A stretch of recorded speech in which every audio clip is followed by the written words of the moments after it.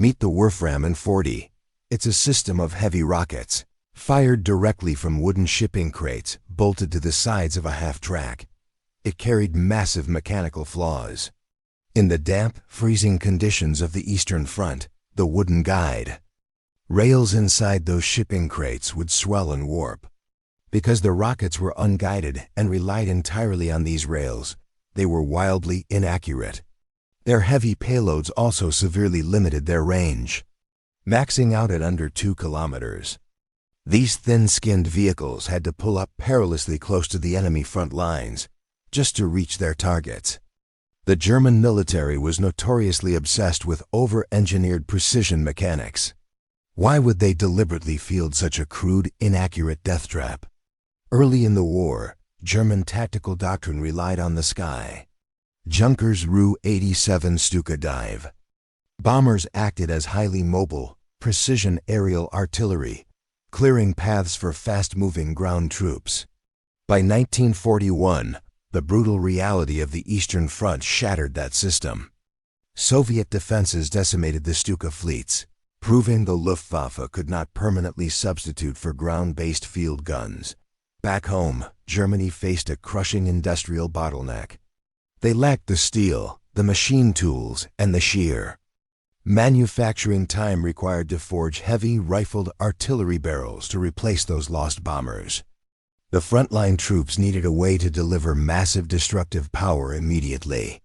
The Wurfrahmen 40 was born entirely out of this desperate mandate for cheap ground-based resource substitution. Engineers started with what they already had: standard troop transports like the Sd.Kfz 251 half-track. By welding a few steel frames to the sides, these personnel carriers instantly became heavy artillery platforms. Looking at this technical comparison, you can see how unguided rockets bypass traditional manufacturing altogether. You don't need complex hydraulic recoil mechanisms, heavy breeches, or finely machined barrels. The complexity dissolves away. The extreme shortcut was the launch rail itself. A simple steel bracket held the original wooden shipping crate, acting as a single-use barrel, fired once and discarded. The payloads justified these extreme shortcuts.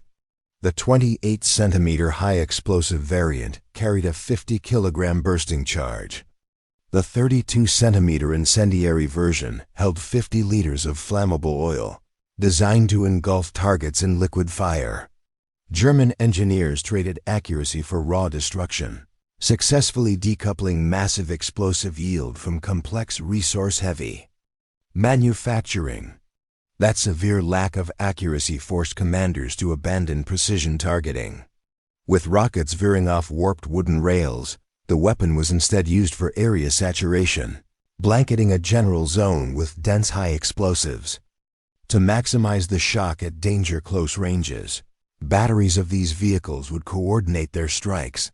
They launched in rapid, staggered succession, a tactic called ripple fire, projecting dozens of heavy rockets into an impact zone in mere seconds. But this rapid launch had a fatal side effect. The solid rocket fuel created a massive lingering column of smoke. This drew a giant arrow in the sky, pointing directly back to the launch vehicles, instantly inviting lethal enemy counter-battery fire. To survive, the crews developed a high-risk tactic known as shoot and scoot. They had to slam the vehicles into reverse and furiously evacuate the firing zone before their own rockets had even landed.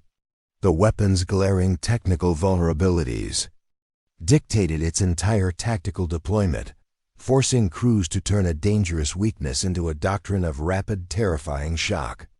As the war dragged on, fluid battlefield maneuvers gave way to static, claustrophobic ruins.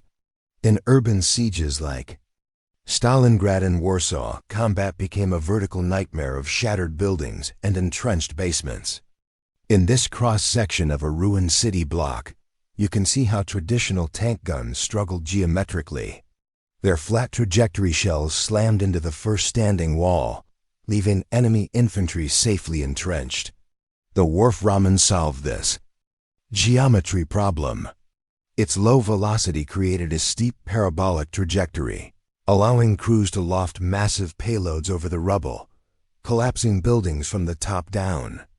Within the dense confines of a ruined city block, the short range and poor accuracy ceased to matter. It became the perfect localized demolition tool. The sheer physical destruction was paired with deliberate psychological weaponization. The rockets generated a screaming, howling acoustic terror in flight, intentionally designed to mimic the Stuka dive bombers they were built to replace. Eventually, the extreme vulnerabilities of the exposed crews forced the military to adapt. The system was gradually replaced by fully enclosed, longer-range platforms like the Panzerwerfer 42.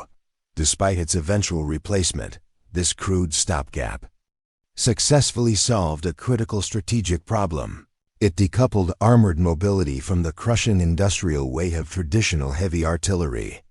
In the grueling reality of urban warfare, raw explosive saturation and psychological terror can shatter defenses that precision engineering cannot touch. The Wurfrahmen 40 proved that sometimes good enough and right now is exactly what a military needs.